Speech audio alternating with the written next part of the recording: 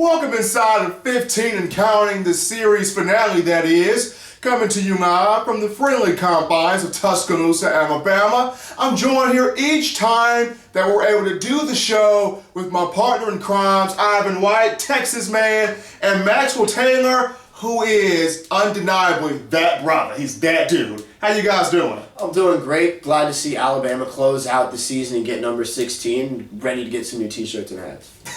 Sweet 16, how sweet it is. It's always great to hear Rammer Jammer, but there's nothing like hearing it after a national title victory. Alabama did pick up national championship number 16 in school history on last week, defeating Clemson 45-40 inside University of Phoenix Stadium. In a season, guys, that, much like last year, you didn't really know who the quarterback would be. Last season, Jacob Coker, Blake Sims. A lot of people expected Coker. Sims manned up, took the job, had a fantastic year. This year, once again, expecting Coker to kind of show that toughness and take the job. Had a good start against Wisconsin, struggled against some of the lower tier teams, Middle Tennessee State, Louisiana Monroe, was benched for Cooper Bateman against Ole Miss. But Alabama fans finally started to see the toughness of Coker against Ole Miss. He came in and almost made a dramatic comeback. But Maxwell, flinging this over to you here, was this more of a better coaching job on behalf of Nick Saban, or did we really see Lane Kiffin really come more so full surface this year? I wouldn't say full surface. I mean, he's always been here. You see the job that he did with Blake Sims last year, absolutely destroying Alabama's record books in passing. I mean, Blake Sims, the year that he had, is unequivocal in Alabama history. And he comes in, gets Jay Coker, hasn't had a lot of experience in college, much like Blake Sims, but even Blake Sims had more than Jake had coming into this season. And I guess they kind of played to his strengths more down the road. In the beginning of the season, they kind of let him make some throws, and when he wasn't making those throws against Ole Miss or Arkansas, they kind of deferred to Henry. But later down the stretch, closer to bowl season, they kind of opened up the offense and played the game to his strengths, giving the long ball and kind of the slant game, working that into the offense. But what Lane really did, I liked this year, was putting the pieces that he had in the right places to succeed. Darius Stewart, he had the troubles with the drops coming into the season. Go ahead and get him a lot of work in the flat, see if he can get his confidence with his hat. Mr. Jet Sweet Man. Exactly. And then see if he can get his confidence up so he can make the big catch in the end. Calvin Ridley, going and using him some of how he did, like he used Amari Cooper. Definitely not in the more dynamic way. Coop could get you in every single situation, could beat you at the 1, the 2, and the slot. For more of what Ridley was doing, he was working more in the slot and at the 1.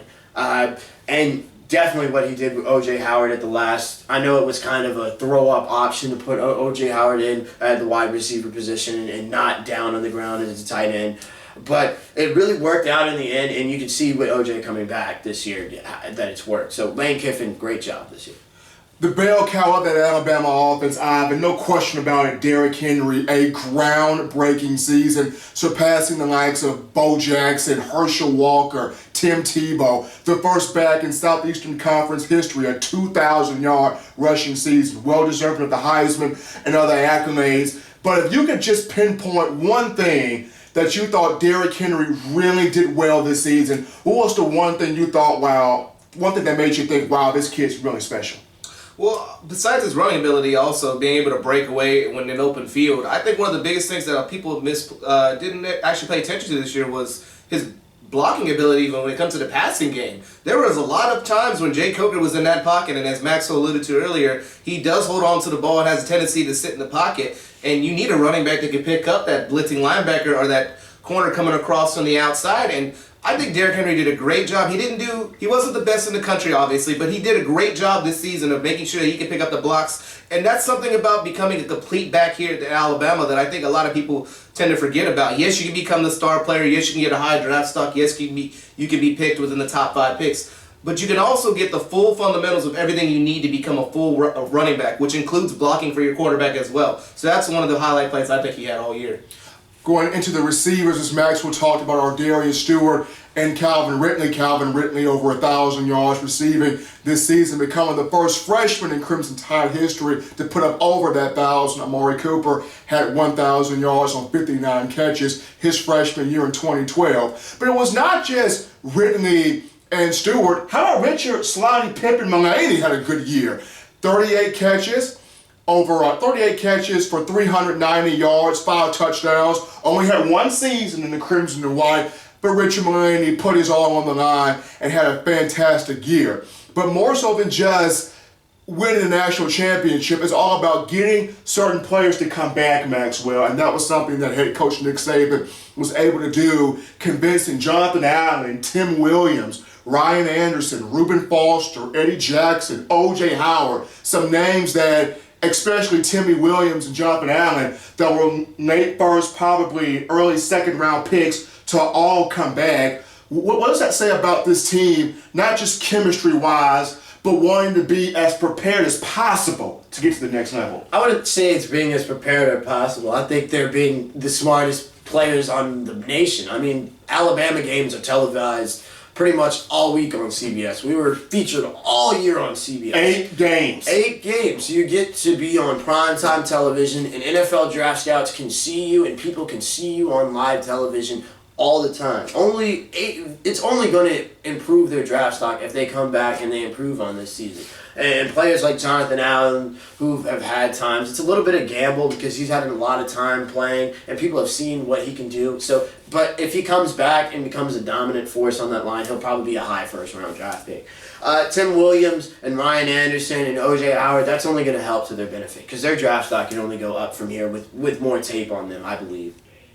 And also Reuben Foster deciding to come back as well, will more than likely play either the weak side linebacker or possibly the middle linebacker position. He will continue to battle Sean Dion Hamilton, who continues to grow at that spot as well. But starting with you, Ivan, with some of these guys that we've named coming back, who are one or two names that you really see that coming back really benefits them going into the next season?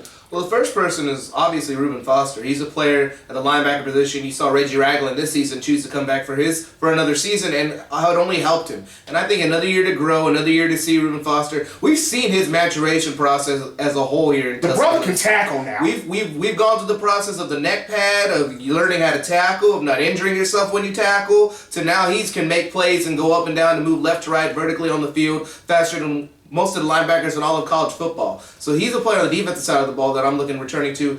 Also a player that didn't get a lot of playing time this year that I also think is going to be big next year is Adonis Thomas. He's a player that I have a lot of hope for next season in the Crimson Tide uniform, hopefully getting a little bit more playing time and hopefully being able to show what he's got. But on the offensive side of the ball, hands down, I want to see the maturation process of Calvin Ridley because we saw even with Amari Cooper, he seemed to have a sophomore slump. He had injuries the second year. He seemed to fall back from the numbers he had in his first year. I want to see if Calvin Ridley can build on those numbers and be able to be a consistent player and go down as a Julio Jones type or go down as legendary as Amari Cooper did as well. So I want to see him build up the consistency of the freshman year.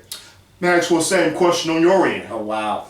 I mean, I have a lot of up-and-comers on this next team. Really, but I'm going to stay home with a wide receiver by the name of Ardarius Stewart. As somebody who's continuing to find out the position, Stewart played quarterback all through his time in high school and has really just now really become a wide receiver. And he made some really spectacular plays. That 38-yard catch where he was not even looking, it just falls right there against Clemson. Exactly. And then the 38-yard pass at Auburn to tie it up, and the play against Georgia. He has these moments where you can see that he can be a spectacular receiver, and he gets a lot of great separation. It's just his hands. And his consistency and his concentration when he's getting out of his routes, I think, will improve over the season. He's working with Billy Napier, one of the greatest coordinators at that position in the nation. So I expect big things from him. It'd be a cop-out to go out with O.J. Howard, but O.J. Howard is another player that you want to see back in the Crimson Tide uniform with a pivotal point in this offense. He should definitely be the key cog. I think even with Calvin Ridley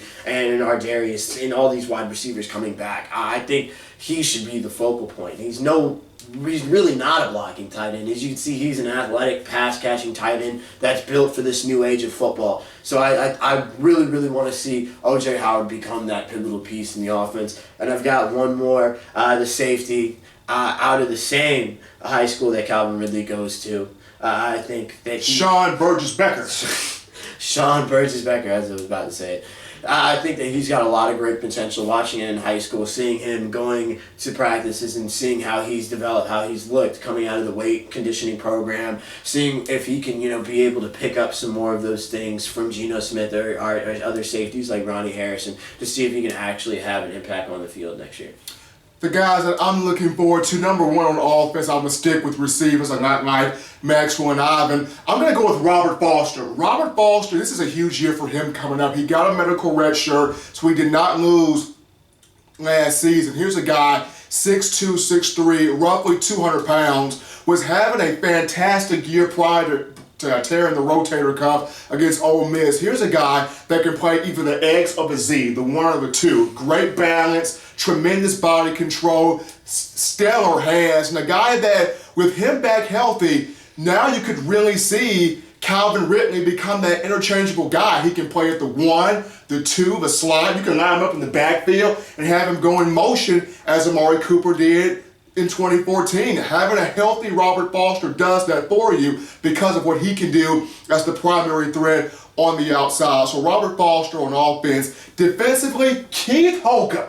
Here is a guy playing with diabetes, but here's a guy that can hit. Here's a guy that's very instinctive. Kirby Smart loves this kid. A guy that can go out there, hard-nosed player. He was the guy that blocked the punt for a safety in the Florida game. The possession that Bo Scarborough almost came up with for a touchdown, but Keith Holcomb was the guy that got his hands on the football. So my two, Robert Foster on offense and on defense. I'm looking at Keith Holcomb. I've got one more. I think he's a player that got a lot of playing time during the national championship game, and he's the number one player who's the number one recruit about 2 years ago. Deshaun Hand coming off that. Hello.